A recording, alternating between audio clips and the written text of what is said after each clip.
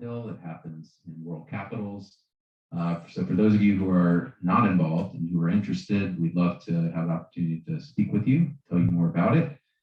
We do have a Central Europe office that has been very involved in the work that's happening regarding refugees from Ukraine. That office is in Warsaw, Poland, and that is, as you know, where most of the refugees have gone. And so AJC has been raising funds in an emergency campaign for that. And here locally, we really pride ourselves on having a synergy between the staff, and the staff is here is Linda Myers, our development director, who really put this together. So thank you, Linda.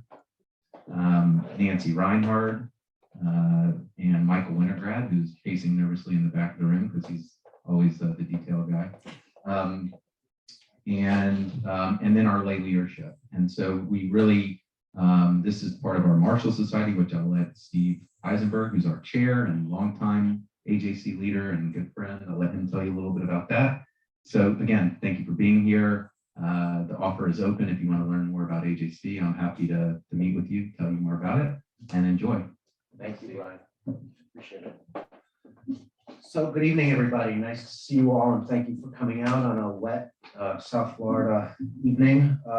It really is my pleasure to be here with all of you, talking about what is obviously a critical and deeply troubling subject that brings us together tonight. As Brian told you, my name is Steve Eisenberg. I'm on the AJC board, and I chair the Marshall Society. This event tonight is one of the Marshall Society members only and friends events. The Marshall Society is made up of thousands of AJC members from around the country who give an annual contribution between $1,250 and $9,999 to the AJC. Tonight's briefing is an example of one of the kinds of things that the Marshall Society does. We work with the community to produce and present programs like this to you so that you get sometimes an insider's view. And we're very lucky to have Dr. Ivanov with us tonight to help us understand what's going on. I don't want to forget to thank Books and Books for hosting us tonight, a real treasure in our community. The little refreshments were sponsored by the AJC, so enjoy. I have no objection to you getting up and grabbing something during the course of our presentation, if the desire moves you. But Books and Books has always been a friend to the AJC, and we're delighted to be back at Books and Books. I'm gonna interview, if you will, Oleg, if I might, tonight. But first I'll tell you a little bit about him. I had the pleasure of chatting with Oleg before tonight about his connection to Ukraine, and particularly the Jewish community in Ukraine.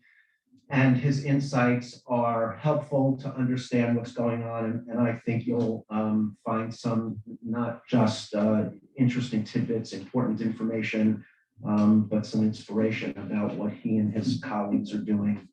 A little bit about Oleg. He is a nonprofit professional, an educator, a freelance writer, and an editor. And as of last week, he is now a member of the local Israeli consulate and focusing on Jewish and community and academic Jewish affairs for the local Israeli consulate. So congratulations on a great new position. He served as the Jewish Diplomatic Corps coordinator and digital campaign manager at the World Jewish Congress previously, and the Russian-speaking Jewish project coordinator at JDC Entwine.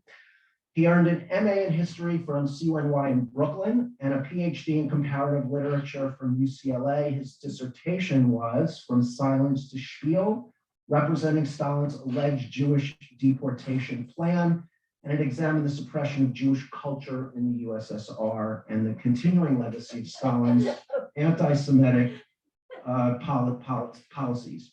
And so you'll see why he has such great insight into this subject matter.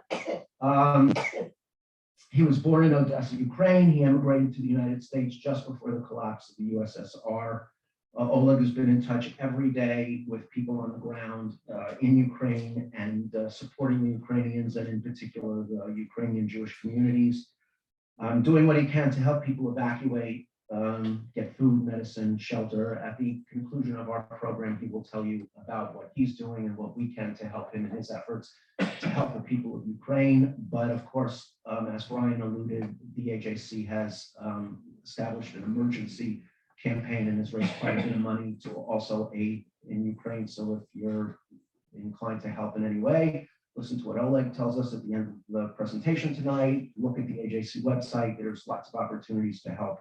And we, we'll all do what we can to assist in a terrible crisis. So with that, I think we should just begin. So I'm going to walk over to my little perch over here and take this with me, and we'll start.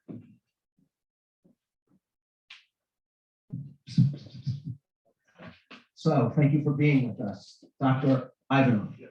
Okay, Oleg, Dr. Ivanov, thank you for being here tonight. Can we begin by you telling us a little bit about your connections to Ukraine? Obviously, we know you were born in Odessa, but you've come to the United States, but we know that you're still connected. Tell us how and with who, and a little bit about your background. Sure. Well, first off, I want to Your mic isn't on. testing. Good. Come on. Right. Well, first off, I want to thank AJC so much for having me, Steve and Linda and Michael and Brian. This is a great opportunity. I think, as has been mentioned, it's very timely. And the work that AJC has been doing in Ukraine and around the world, it has really made a difference in the lives of people in Ukraine, those fleeing, those still on the ground. So I want to thank AJC for that. And of course, Books and Books. This is a great space to have this event, and thank you all for coming. So in terms of my connection with Ukraine, I was born in Ukraine when it was the Ukrainian Soviet Socialist Republic, when it was a part of the USSR. My family emigrated when I was a child to San Francisco. This is where I grew up. I still have relatives in Ukraine, Odessa specifically, which is where I'm from. Many, many friends in Ukraine. A lot of the work that I've done professionally, as well as my academic research, has taken me to the countries of the former Soviet Union, particularly Ukraine and Russia has really been my emphasis. So I have some insight both into what's happening in Ukraine and in Russia right now, if we wanted to talk about Russia as well, because I think to some extent there's no separating these things, both with the Jewish community and the political situations there. So when I was working at the AJC Entwine, this is the Joint Distribution Committee, who has been in Ukraine for 100 years. They were there during World War I. They eventually got kicked out by Stalin. During the Soviet period, they were very helpful in helping refuseniks, Jewish families, with material services, helping them smuggle in jeans to sell on the black market, giving them money, giving them agadas, giving them Jewish books to study. And it's an organization that's also been there since the fall of the Soviet Union. So a lot of the work that I was doing there was really connecting the Jewish world in the former Soviet Union, specifically Ukraine, with the American Jewish community in the West, both in terms of fundraising, but also really raising awareness, letting people know that there is still a Jewish community in Eastern Europe. I will say a thriving Jewish community in Eastern Europe, which many people are sometimes surprised to hear. It's a growing Jewish community. And I will say specifically the community in Ukraine was really heading in the right direction and was really growing and expanding. Of course, it's a difficult situation there with the war, but on the whole, Ukraine was a country that was moving further and further away from its anti-Semitic past towards a liberal democratic system where really people of every race, ethnicity, creed have the same ability to succeed in that country. In terms of my academic work, part of it was really looking at the memories of people who survived the anti-Semitic campaigns of Stalin, and then also to a lesser extent, his successors. So part of that did involve interviewing people who were alive in the 40s and 50s in Russia and Ukraine, both in the former Soviet Union, and then also here in America as well. By the way, before I continue, I have no objection to questions during the interview process. There's a small enough group that we can have and engage. So if anybody wants to shout out a question, just raise your hand. So I know from talking to you that You've been, since the Ukrainian war started, you've really been in effect on the ground from here. You talk to people on a regular basis. Take us through, if you will, sort of how you first started once you heard what was going on, how you're communicating with people, and then we'll talk a little bit more about the substance, who you're talking to, what you're hearing. But what did you do when this first started, and what was your access in? So I should say that for me, the war started in 2014. That this is really, and I think this is something I want to emphasize to people, is that this is not a war that started a little bit over a month ago. This is a war that started in 2014 when Russia effectively invaded Crimea, the Donbass, which is Donetsk and Lugansk. And this narrative that these were separate forces, this is Kremlin propaganda that was coming out. Really, this was an invasion of a sovereign country by Russia. And since between 2014 and 2022, 2 million refugees had fled those areas to Ukraine. So this is a refugee problem, and this is a military crisis that has been going on for 8 years at this point. It's already taken tens of thousands of lives before March. So I think that's something maybe that we lose track of sometimes. We can talk more about what some of the setbacks are of seeing this as a crisis that just started now, as opposed to a war that's been going on for 8 years, a war that's been destabilizing the country. Ukraine has been a country at war. And of course, the people in the east and around Crimea are affected directly, but this affects the whole country in terms of the economy, in terms of political stability. I mean, you have an insurgency on your borders that is ongoing for several years. Having to care for refugees, Having to care for really didn't get the exactly. worldwide attention that we're now getting. Exactly. And so I was last in Ukraine in 2018, and I was meeting people in Kharkiv, in Kiev, in Odessa, and some of these people were refugees from the occupied areas. So this is a refugee crisis that has already been happening there for quite some time. Not to mention that even then, people had already gone to Poland, to Hungary, to Moldova, to Slovakia, to the bordering countries. In terms of what's happening on the ground, first I want to say that I'm here. I'm doing what I can. The real heroes are the people who are there on the ground. I'm in touch with my colleagues, my fellow workers in the Jewish community there, who have risked their lives, who are at ground zero, who are going in and out of the border, who are working 24 hours a day on the phone, talking with people at the crisis centers. So I want to acknowledge them. There's too many to acknowledge. You're not going to necessarily hear about them on social media or in the media, really, but they're really the unspoken heroes, the unsung heroes here.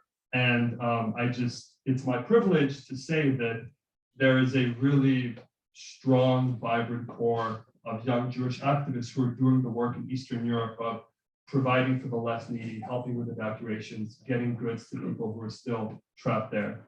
So let me interrupt you, and then there's a little question back there, but are you talking to people in Jewish non-governmental agencies? Are you talking to everyday people who have businesses and law degrees or IT degrees who are Jewish? Or, are you talking to people who gave up what they were doing on a regular basis, on a day-to-day basis, who are now volunteering, or some or all of the above? Who are we talking to? So I'm lucky enough, because of my background, the work that I've done. I didn't mention also that my first job out of college was at the U.S.-Ukraine Foundation, which was a non-government organization based out of DC. So maybe I should have brought that up earlier. But so I have also many contacts there in the local governments in Ukraine, some a bit higher up, that are not Jewish. So I'm in touch with people in the regional councils, in the local governments, non-Jewish political leaders.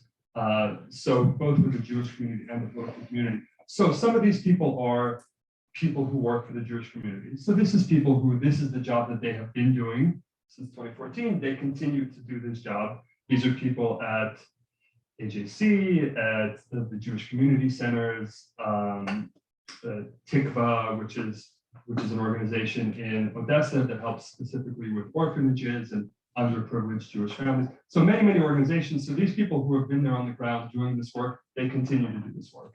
Of course, the work has gotten much more difficult, and they really are relying much more on support from the West, be it fundraising, be it just getting the word out, letting people know how they can help, what specifically they're doing. what kind of materials they need. So you have people like that. You have, of course, the people who are involved with the government there, some of whom I'm proud to call my friends. I mean, these are my very good friends who I worked with in my younger years, who are now in camo every day with AK-47s, and they're on the border and they're waiting for the Russians to invade. These are young men my age, young families, oftentimes who have been, their life has been turned upside down, and oftentimes their families have fled. So the wives, the children have evacuated, and these men are there on their own, waiting to see what happens next. Roger, This is a question about the violence against the civilians. Right. Has this been going on since 2014 in this way? So the invasion of Crimea and the Donbass, for those who don't know what Donbass is, this is the Don industrial basin. So this is a highly industrialized area, has been very Russified and Russian speaking for the last 120 years. This is one of the reasons that Russia sits so highly, and of course it's on the Russian border.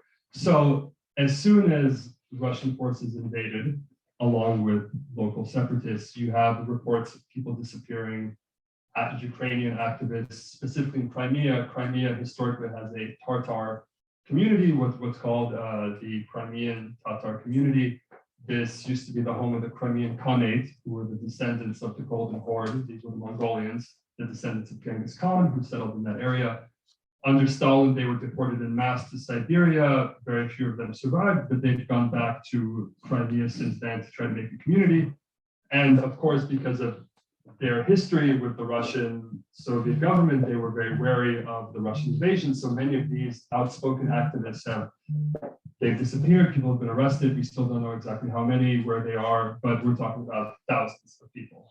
And of course, this doesn't include the early rounds of the military campaign when you had locals on the ground fighting the invasion. So these people were also lost their lives in defending their homes. And then this has been an ongoing military conflict for 8 years. So Ukrainian forces have been fighting Russian forces on those border areas for 8 years, more or less consistently. So you have to count those casualties as well, both military casualties and then of course civilian casualties who are caught up in that. Because the fighting really is happening in, unfortunately, urban areas to a large extent. So I want to, thank you. I want to talk for a few minutes about specifically the Jewish community and what's going on now. But I think in order to sort of set the table, so to speak, you talked about the Jewish community was moving in a positive direction, a forward-looking direction. It was growing, thriving. So before we talk about what's happening as a result of the most recent invasion crisis, talk to us about the Jewish community's growth, what propelled it, how it was growing, where the Jewish people were coming from, et cetera. Let's set the table that way, and then we'll talk about what's going on. Sure. So if we want to talk about the Jewish community in Ukraine, of course, we can go back thousands of years to approximately 400 BC, which is when the first Jews settled there, when these were Greek settlements. But I think in a more realistic way, when you're talking about the Jewish community now, really it starts with World War II. And of course, the Nazi invasion, the decimation of the Ukrainian Jewish community. Many people were evacuated. This is my great-grandparents included, who are from Odessa. They were lucky enough to be evacuated. My great-grandmother, her daughter, my great-grandfather fought in the Red Army, as many Soviet Jews did. And the Soviet Jews should be proud. There are about 500,000 Soviet Jews in the Red Army. They were highly decorated. They served really with valor. So the men of that generation fought. The women were evacuated. Those who weren't evacuated, I think approximately 90% of Ukrainian Jews who were not able to evacuate were murdered.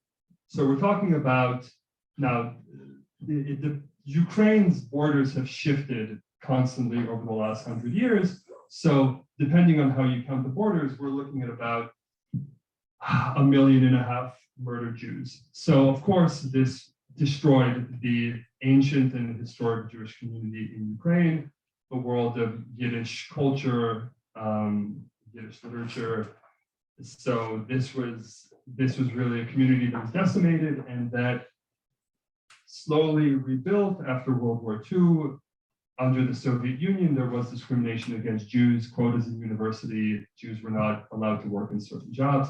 So starting really, I would say after 1967, with the Israeli-Arab War, you started to see more Soviet Jews leaving Ukraine. So, and this was a steady trickle, sometimes more, sometimes less, but by the end of the Soviet Union, you're talking about over 1 million, possibly 2 million Jews who had left.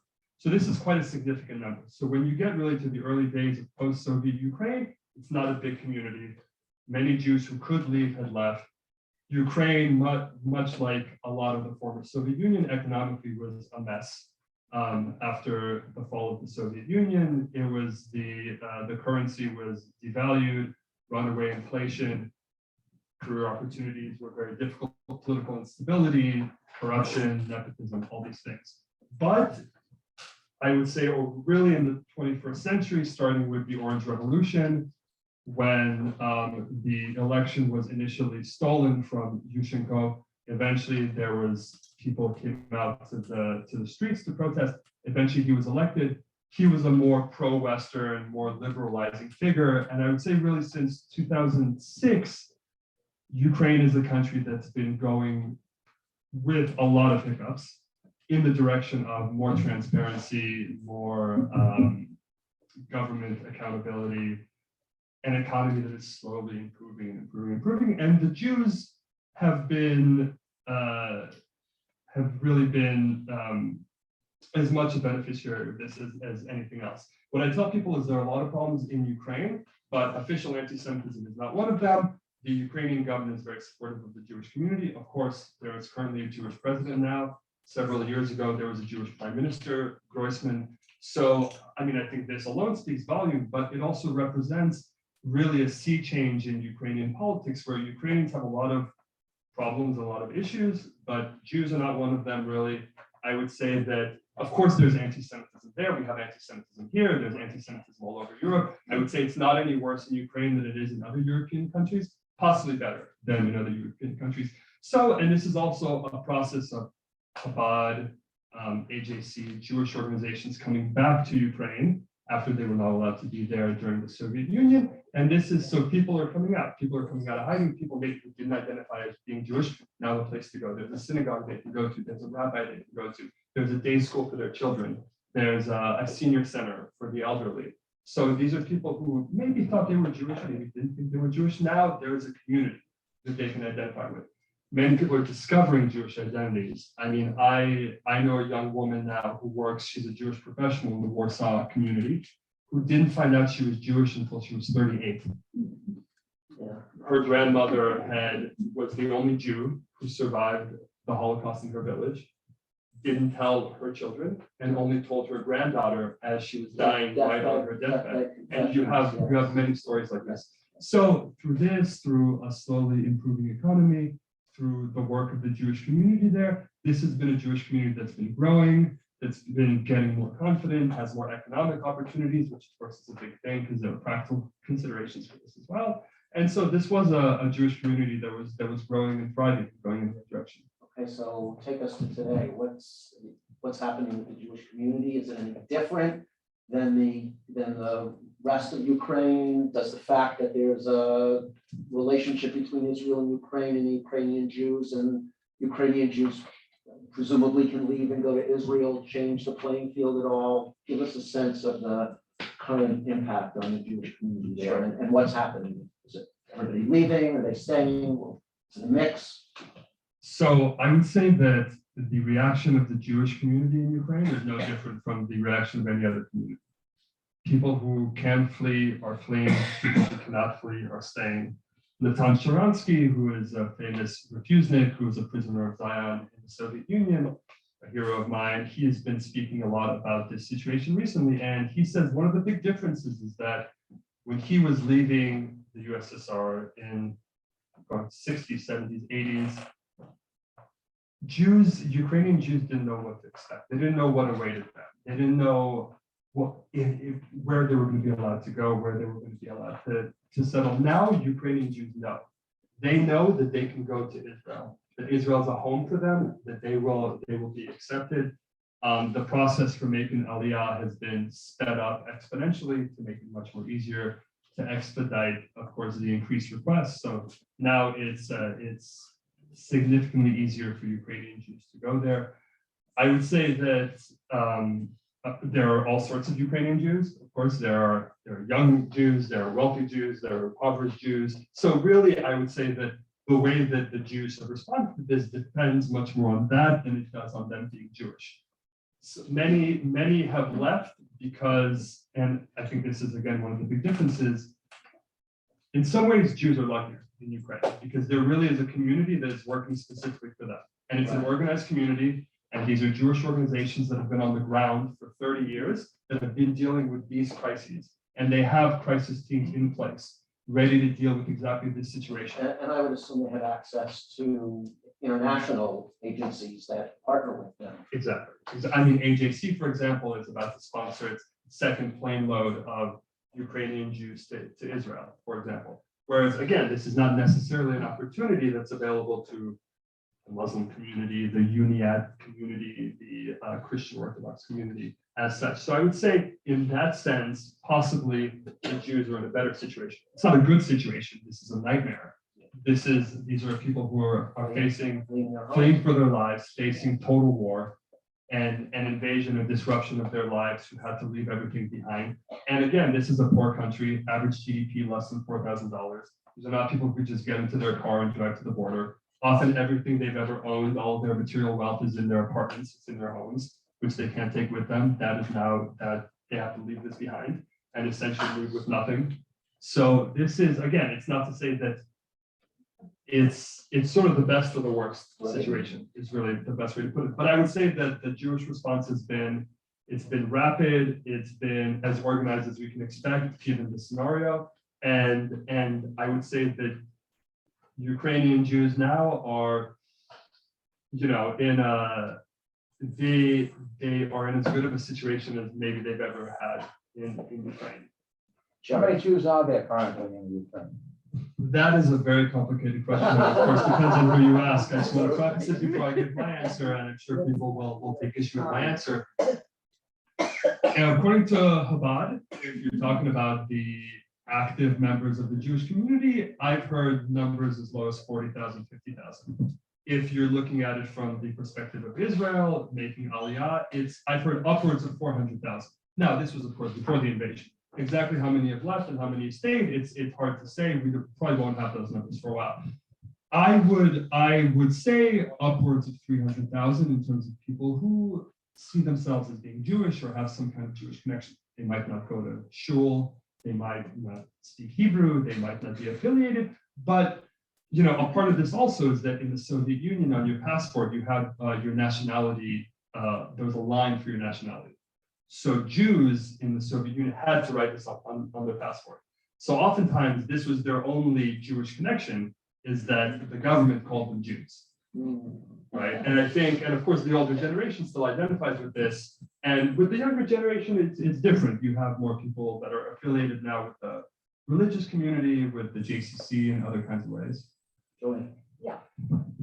What is the economic base of most of the Jews who have been in Ukraine for, let's say, 20 or 30 years? How do they earn their livings? Are they professionals? Do they have businesses? Are they manufacturers? Where do they fit into the economy? That's my question. So I would say that in a lot of ways, this is really a regional question. So if you look at a place like Donbass, this is really this is a heavily industrial area. This is coal, steel factories. So the Jews there, much like the other members of that area, mostly will work in those professions. But are they at the upper level, or are they the professionals, or? I would say there's no difference. I would say it's specifically there's no difference. I will say that as Jews historically have been, especially with the younger generation, I think, yes, you could maybe say Jews are a little more educated, and as a result of being a little more educated, they might be a little more economically successful. But you also have elderly Jews there who lost their entire life savings when the Soviet Union collapsed, who had nothing. We're talking about women in their who were 75, 80 years old, who were cleaning floors for a living because this was the only way they could afford bread. A lot of these, of course, there's a lot of Holocaust survivors in Ukraine. So you have Is that people. because they were able to come back after the Holocaust? These are people who survived and returned, or? So this is the Material Claims Conference Right. of Germany, and Right. they for them it's people who were affected by the Holocaust in some Right. ways. So it does depend. Some people were in hiding, some people were elsewhere. They were not necessarily in Ukraine. They were possibly in other parts of Eastern Europe. But my point is that you have still a good amount of people who live below the poverty line. I would say, especially when you're talking about the older generation, you're really talking about something like 40% of Jews in the former Soviet Union live under the poverty line. But how many, are there a significant number of professionals, lawyers, doctors? I would say with the younger generation, yes. I would say with the younger generation, you're really looking at, because again, now there are no restrictions on what they can do, where they can study, what schools they can go to, what kind of professions they can get into. You have a Jewish president, right? Right, I feel like that's that sort of But he speaks was a that speaks for comedian. itself. He was an And well, actor. before he was a successful president, We'll talk about it. before he was a successful president, he was a successful comedian, he was a successful entertainer. So Are any of the Jewish organizations helping non-Jewish Ukrainians? I can see the possibility of more anti-Semitism at some point later, saying, oh, we only help your own people. many of the Jewish organizations that I've been in contact with are helping anyone who can flee. If there is a bus leaving Kiev, it is get on this bus. Whoever needs to leave, we have a bus, get on this bus. Of course, these Jewish communities are reaching out to the Jewish community. They want to evacuate these people, but I mean, non-Jews are not turned away for help. This is really, I would say this conflict has really brought the country together in a really profound way, in a way we in America can only fantasize about. So President Zelensky's approval rating, genuine approval rating, is through the roof. I'm not talking about Putin's 110% approval rating. So this is really, I think you're really seeing that people are really helping each other. You really have this communal spirit that's come together, and the Jewish community is really, it's helping anyone who can help, who needs help. And of course, Israel has also has taken in, I think, 40,000 non-Jewish Ukrainians, and I think they're going to increase that number as well. This is in addition to all the Ukrainian Jews that they're going to take in as well.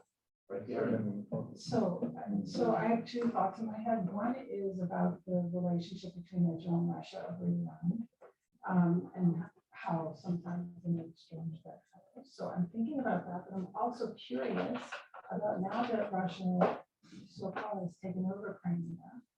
What is the Jewish situation? It's kind of like a test of just what's it like for a Jewish person in Crimea? What's it like for anybody in Crimea? Because before this, it sounded like everything in Russia was all good, not good, but I'm just saying that nobody was really talking about how awful it was, everything that the violence was,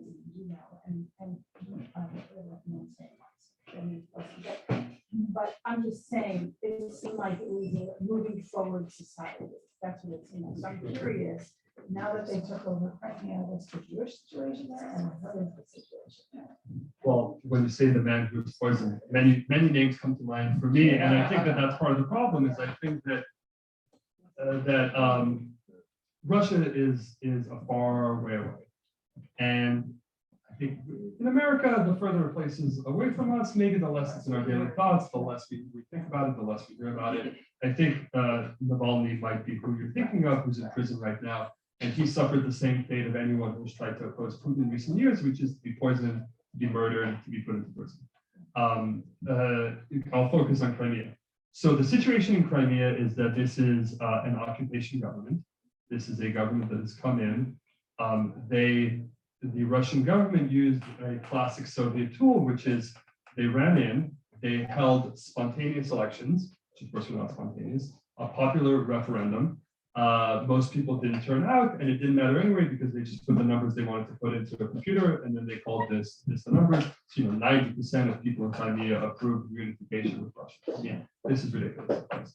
I would say that the Jews are no better and no worse off in Crimea than anybody else. So this is not there's a lot of terrible things you could say about Putin and the Putin government in Russia right now. It's not an overtly anti-Semitic government. There are no overtly anti-Semitic policies. The Russian government is not targeting the Jews. It is not especially worried about the Jews. And I would say that in Crimea, it's a small population. I mean, you're really talking about a pretty small, insignificant population. Russia has bigger issues to worry about there. In the Donbass, in a similar situation, again, yes, there are Jews there, but the Jews are in the same situation as everybody else there. And also, I should say that you have Russian-speaking Jews, you have Ukrainian-speaking Jews. Before this conflict, to some extent, the Jewish community's view, or not, individual Jews' perceptions of this conflict maybe depended on what language they spoke, if they felt closer to Russia, if they felt closer to Ukraine. So I would say that these were the important factors, not whether or not they were Jewish. So tell us who you're talking to and what you hear. Put us on the ground as much as you're able to. Sure. From what you're hearing. So I'll try to be as specific as I can without being too specific, because there are some issues about concern, there's some issues about security here, because Not asking you to give us. of course, exactly. By the way, that's without saying this is off the record. Yes. Thank you.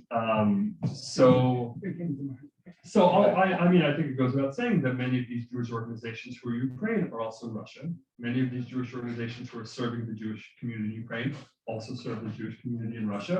So this makes it somewhat complicated to get into some of the exact details. But I think there's, I'll say three different groups of people I'm talking to. They're my friends, my family, people who I know, people who I'm in touch with on a regular basis, who I'm speaking with just with, are you okay? What's happening? What do you need? What do you need to tell people? What kind of information do we need to get out? What are the specific material goods you need?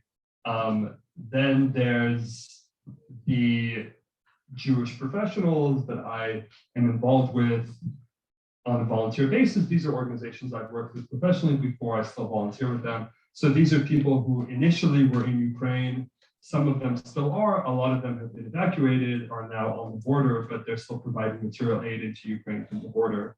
And then you have volunteers like me. So there are networks of Jewish volunteers who are from the neighboring countries. They're mostly in Europe, and these are the people who are gathering the relevant data, getting information to the right people. There's a bus leaving from Kiev at 5:30 tomorrow morning. This is where it's going to leave. Who do we need? Who have we been in touch with that needs to leave? Who needs convincing to leave? Let's call them. Who knows this person? Who can we talk to? This person needs a car arranged for them. So how do we get a car to arrange for them to take them to this bus station, right? So it's things like this. It's there's an elderly bedridden woman in on the fourth story in a fourth-story walk-up. She needs food. She needs bread.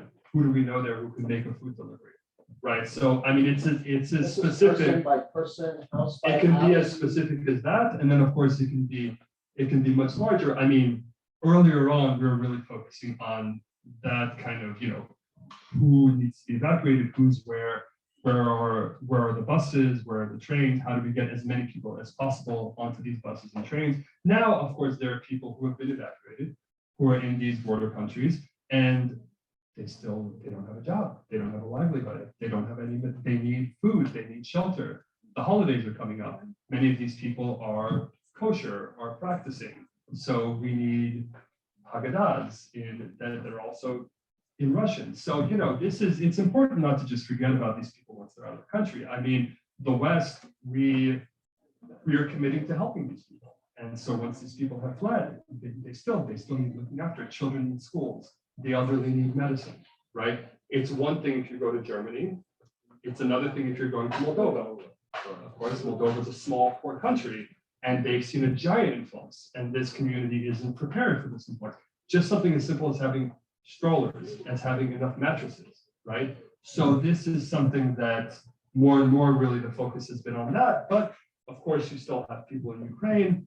The war is shifting. We don't know what that's going to look like. Obviously, we've seen a retreat from Bucha. There might be a surge in other areas. So this is a situation that people are responding to also on a day-by-day basis. It's constantly changing, but more and more there is really an emphasis on the refugees and making them comfortable and building a life for them.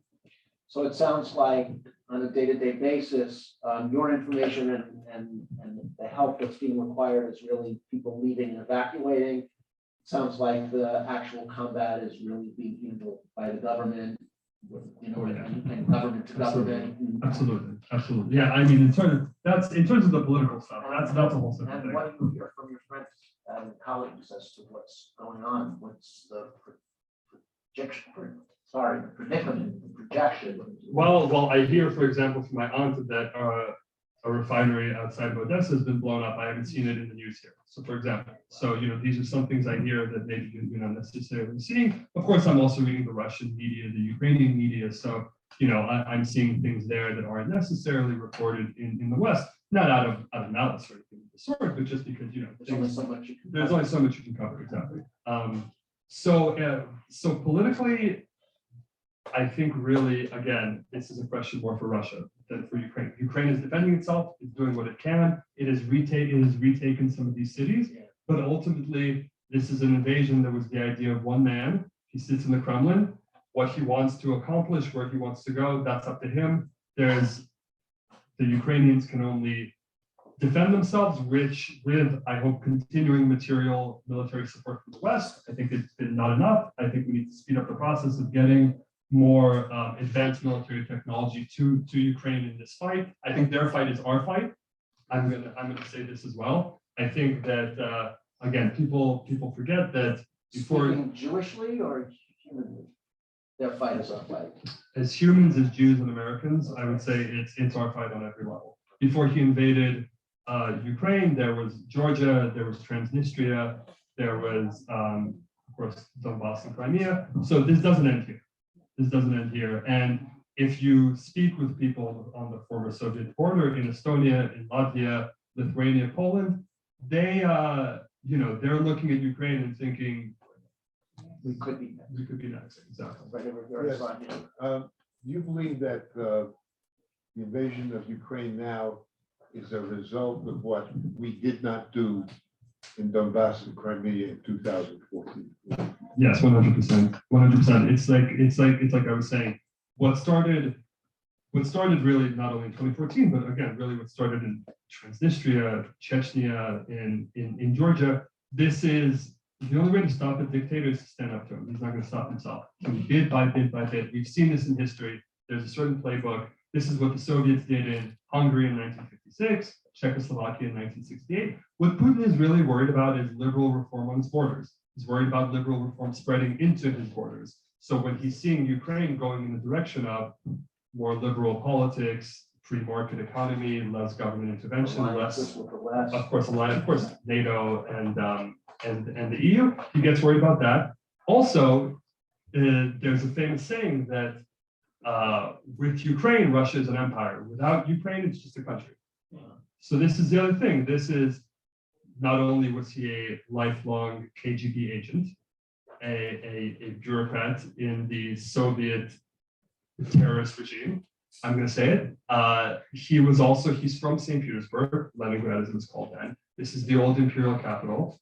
He grew up being surrounded by the former glory of the Russian Empire while living during the times of the glory of the Soviet Empire. So I think it's very clear that he sees Russia had fallen in the 90s and the early 2000s. He wants to rebuild that. He wants to put the empire back together by force if necessary. What did we not do in 2014, Europeans and the Americans? Because we almost never heard, we heard about Crimea, we heard about Donbass, but it was like in the back of the news. Yeah. Okay, what did we not do? Okay. So Ukraine has many treaties that it signed with both Russia and with the West, as well as with NATO. There was the Budapest referendum in 1994, where Ukraine gave up its nuclear weapons, and in exchange for this, they signed a treaty guaranteeing Ukraine's territorial integrity. So of course, Russia has broken this agreement. Also, there was a military cooperation agreement that it signed with NATO, not as a member of NATO, but as kind of a junior ally of NATO. So America is part of NATO. I think the moment that its territory was transgressed by Russia, we had multiple reasons and multiple obligations why we had to help them militarily in terms of technology, perhaps not in terms of manpower, but certainly in terms of strategy, in terms of weapons, in terms of of material help. I think that we quite frankly broke those treaties. We as a country broke those treaties we had signed with Ukraine. And unfortunately, I think our last few presidents don't look at our obligations to our allies with, I think, the respect that they need to. I think unfortunately more and more our administrations are ignoring our allies. And this is what happens when you ignore your allies. Your enemies become emboldened, they become empowered. And this conflict is just going to continue. It's going to keep going. Well, certainly you didn't see the worldwide uproar then that you did now, and perhaps, masking rather than saying the lack of attention. Yeah. No attention brought to it. The other thing I'll say is that the Russian propaganda machine is very effective. They've been doing this for, going back to imperial times. You had the secret agency that was, among other things, responsible for the protocols of the elders of Zion. So this was written, not many people know, by the Russian secret police. Then, of course, in Soviet times, you had the KGB. Now you have the FSB, which is the successor of this. And part of this strategy, this is hybrid warfare. This is the 21st century. This is information warfare. This is about flooding American TV with Russian propaganda straight out of the Kremlin. You have my family, for example, gets Russian satellite stations on its TV. RT, which is Russia Today, which is an organ of the Kremlin, of the Russian disinformation campaign, is readily available. Imagine if in 1970 you went to a kiosk in New York City and you saw Pravda just sitting there. I mean, this is effectively what we've been doing for 30 years. We have been helping to disseminate Russian misinformation and propaganda willingly. We've been doing this. Maybe this is At the beginning of the conflict, of the invasion, we heard a lot about the people protesting in Russia, and they were getting, thousands were getting arrested every day. The news has dropped it. Does that mean they've dropped it? Is there still any kind of movement against Putin? Because you can't arrest everyone. Navalny has called, before he got sentenced to another 19 years or whatever, he called for this. Is there any chance of an uprising against Putin? I would say there's no chance of a popular uprising. If you look at the polls, which you have to take with a grain of salt, but I look at them, I studied them. There's something called the Levada Center, which is sort of the equivalent of the Pew Center that we have. They're saying he's running at about, I think, 65-70% approval rate. If anything, his approval rate has gone up since this war started. You have a core of people, especially in the big cities, St. Petersburg, Moscow, college-educated people, Western-educated people, younger people who are disgusted by what's happening. They have spent time in the West. They have colleagues in the West. Maybe they work for Western companies. They see what's going on. They have access to the internet. They can read for themselves what's happening. A lot of the country, you get outside the metropolitan centers, people only have TV. They only have the Kremlin propaganda. And getting arrested in the same numbers? I would say that this is an autocracy. It's a very effective autocracy. Putin has essentially put the Iron Curtain back down again since this conflict started.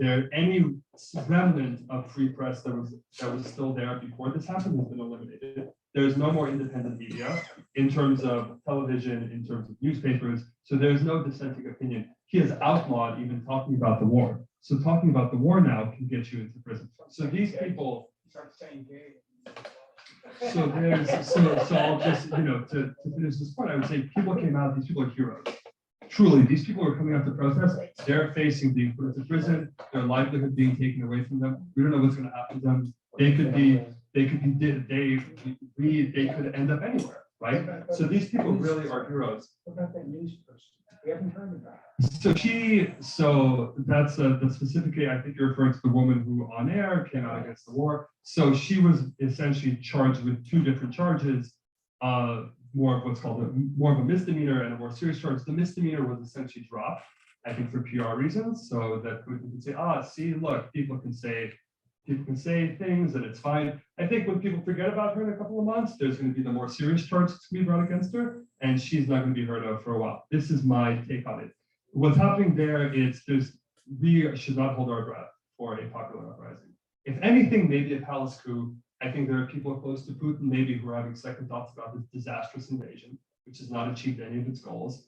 that now he's committing war crimes. I think maybe those are the people who are thinking, what are we being dragged into? How much further is he going to drag us into it? And really, this is the collapse of the Soviet Union was a palace coup.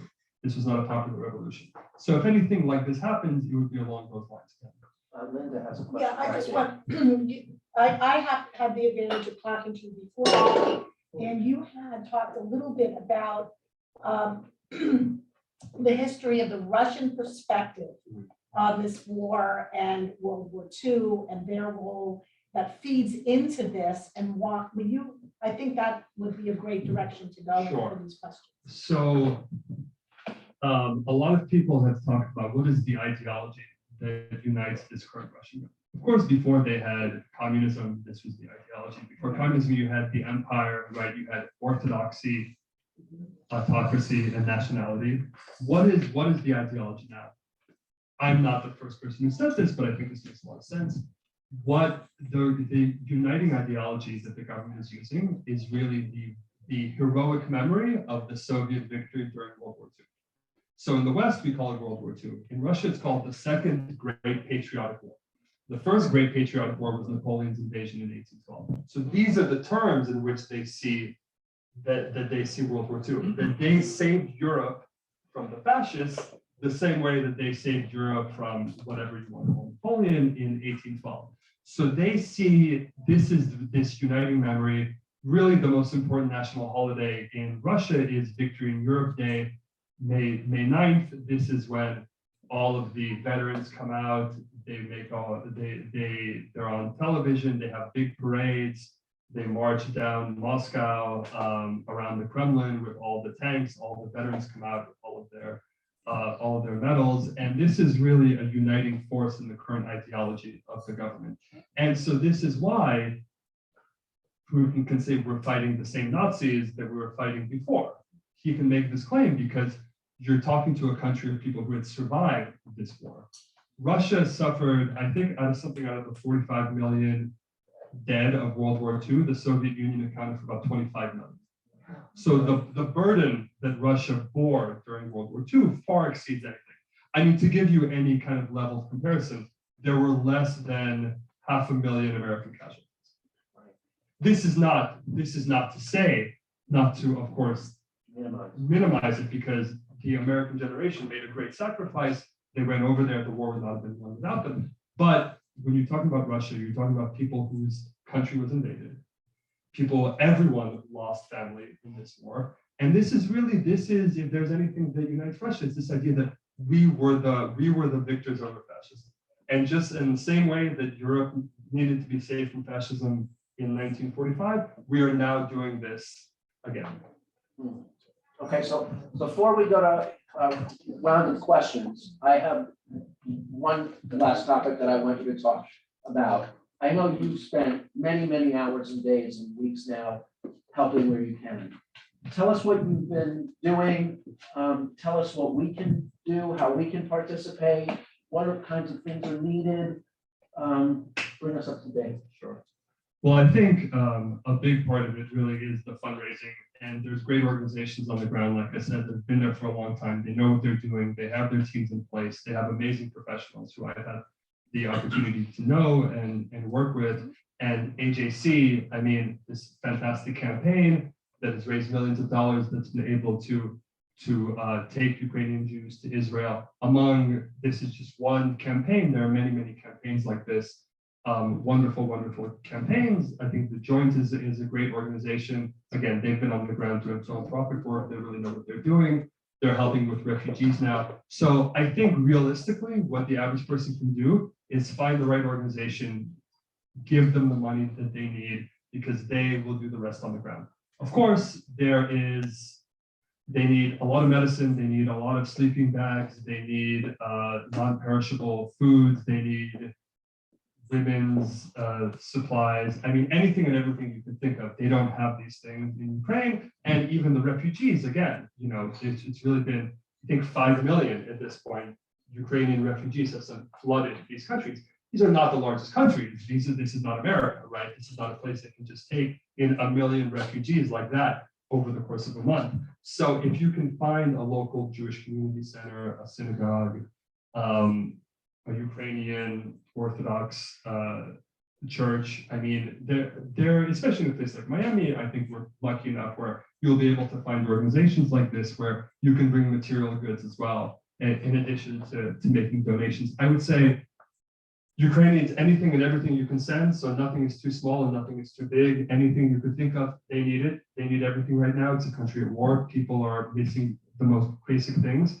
That's certainly one of the things I've been helping with. I've also been helping with, logistically, it's really been an issue. There's been an issue of translating things. So you have people coming from Spain, not from Spain, Spanish speakers from Latin America who are coming to help, and things need to be translated into Russian and Ukrainian and then back into English. So just something as simple as translating different messages or translating sheets of paper, logistics, and things like this. This has to be often in multiple languages, right? Russian, Ukrainian, Hebrew, English, so there's just the basic work of doing that, helping out there where I can.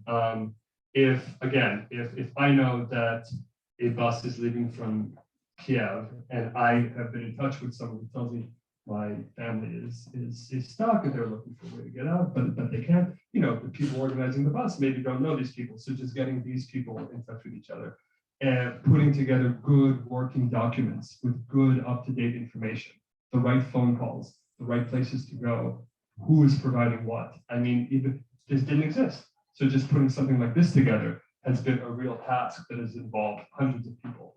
I have about 15 more questions, but I saw some hands. Let's start back there and we'll take a round and then. I have two very different Right. questions. One, a segue with this translation. And there's a lot of Russian speakers in Ukraine. Is any of that news coming across the border to Russia in Russian so they can see it? And the second question is very different. Israel has sort of done a very fine line between how they're standing on this. And I want sort of your opinion on this, and if that has changed with sort of the recent news of atrocities. So your first question, if I understood correctly, is the idea of are the Russians really caring about what's happening in Ukraine on the ground? From the Ukrainians. From Ukrainians. So they're finding out about the atrocities, the invasion, the real.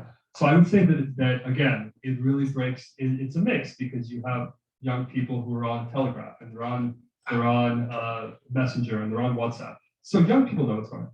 I mean, young people in Moscow and St. Petersburg absolutely know exactly what's going on. They know they're being lied to. They know what's happening. They have many friends in Ukraine. Ukraine and Russia border.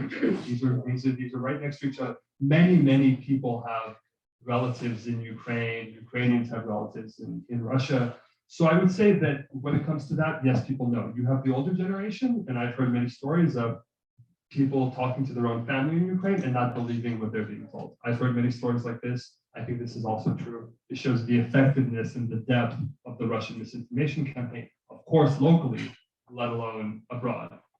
In terms of Israel, this is a big question. I would say that there's two elements to it. What is the material support that Israel is providing in terms of helping refugees, helping with evacuations, setting up hospitals, flying people to Israel, and then the political situation, right? We can sort of divide it along those lines. So I'll answer the first one first. Israel is doing more than it can do. This is a country of what? 10 million people. I mean, it's taking in tens of thousands of refugees. I mean, the equivalent of what would be millions for us here in America. So they are setting up hospitals there that have already treated thousands of people in Ukraine, not across the border, in Ukraine. They have sent Israeli doctors there, right? The United Hatzalah is there with paramedics and ambulances that are helping people evacuate, helping the sick, helping the elderly. I know that some Israelis have gone to fight. Some Israeli veterans have gone to fight in the conflict as well.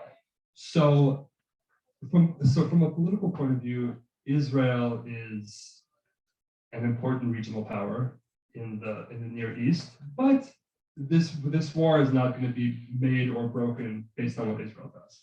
This war is not going to end or last based on what Israel says in the United Nations or what it said or what Bennett says on TV.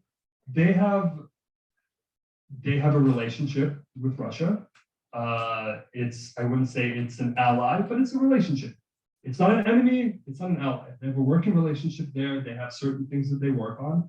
Of course, politically, this is somewhat of a delicate situation that they have to walk. I think, as with many other things, Israel is unfairly criticized for these things, for doing things that all the other countries do, and oftentimes doing more than other countries do. And Israel is criticized, and, you know, I mean, is France doing enough? Is Germany doing enough? Is Belgium doing enough? And they're closer. I mean, they're closer to You're still Ukraine. buying Russian oil and natural gas. I mean, we can also talk about America, but that's a different story. There's a hand over here. No, I was going to ask the same question about the sanctions that are being applied to Russia, how Israel treats that, and how do they, as a very significant player in the whole Middle East, react to that part of what's going on? You want to expand on the sanctions issue a little bit? Sure. Well, I mean, there's a sanctions regime that has been adopted by America and many European countries, and basically this is where actors that are considered involved with the Russian government and the Putin administration, their assets are frozen abroad. Their sometimes property is confiscated. It's taken different forms in different places. They got a nice yacht today. Exactly. So the situation in Israel specifically is that there are some Russian citizens who have dual citizenship with Israel. And so this is where that comes into play. They can do some things here and there. Again, Israel is not the main actor here. This is what Israel does in terms of sanctions regime. This might affect this person or that person. Some of these people who have been affected by the sanctions regime, which by the way is changing on a daily basis. This is not a consistent piece of paper. These aren't names that are up on a wall forever. So some of these people are involved with donating to Yad Vashem, donating to other Jewish organizations. Is it a bit awkward? Sure. But you have Russian oligarchs who own entire city blocks in New York City and probably also Miami. So that, to me, that's a little bit more awkward. Well, Miami. Yeah, Miami. Called out Miami. Exactly. Right? All right, I see two more hands, and then I'm gonna break it up, and you can stay as long as you want. But let's take one here, and then Roger, and we'll close it out. Again, going back to Iran, just because this newest thing that the United States wants to get back into business with Iran, which is, I think, a horrible idea. But in that way, Putin is our friend, is our ally, in that he doesn't have a relationship with Iran, and Israel, same thing. Neither one knows Iran. However, America is going, yeah, let's do this deal with Iran, which is horrible. So I'm just wondering, like, how does that all play with these people? Well, the Iran deal that was signed under Obama was a terrible deal. What I've heard about this deal, it could be even worse. Yeah. So there's a lot of terrible things about it. Everything about it is terrible. There's nothing that's good about it. It's not good for Israel. It's not good for America. It's not good for Russia. I mean, Russia wants to be a great global player. This is a role that it sees itself as having. So it likes being able to be the intermediary there, to be part of the negotiation table, to decide what Iran is going to do, what's going to happen with this nuclear deal. Russia also doesn't want a nuclear Iran, and Russia wants to be a major player in the Middle East, and Iran is a direct competitor for that. So to some extent, this is also against Russia's interests.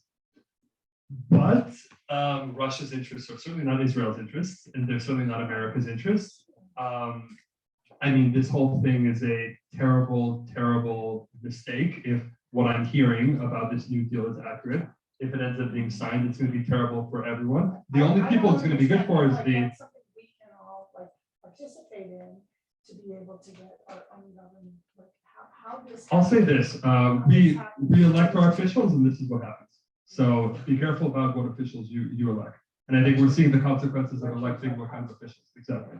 I think that whatever impact we could have had as citizens over this happened a few years ago, and now we're living with the consequences. I'm going to give my disclaimer. disclaimer. AJC is a 501c3, so we do not take political positions. So that's Dr. Ivanov's.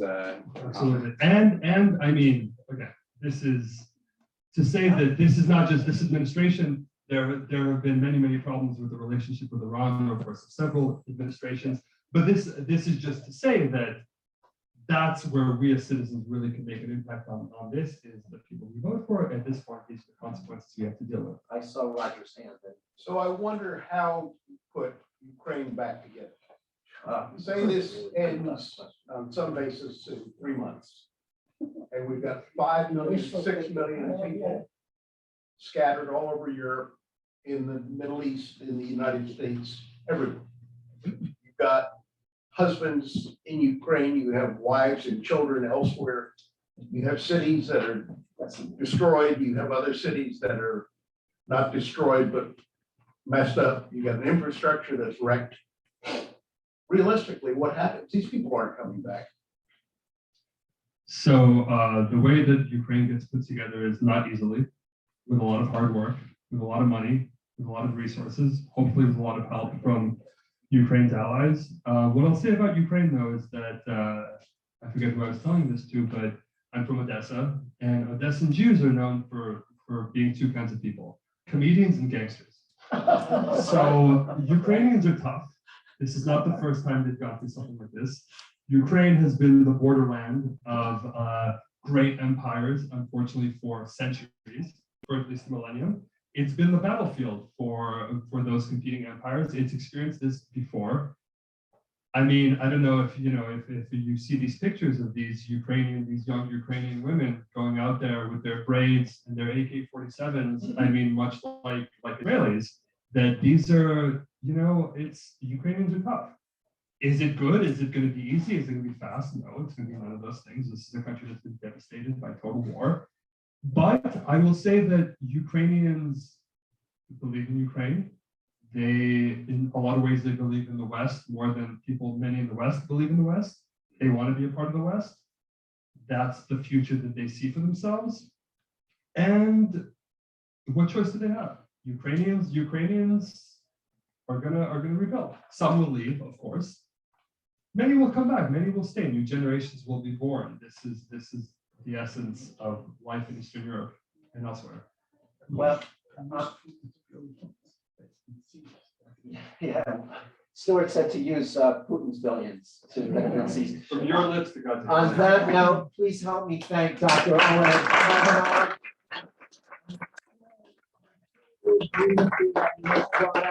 Brought us a wealth of information, both learned over many years, personal, and just learned over the last several months. So please, thank you for being with us. Anybody have a nosh and ask a question or two?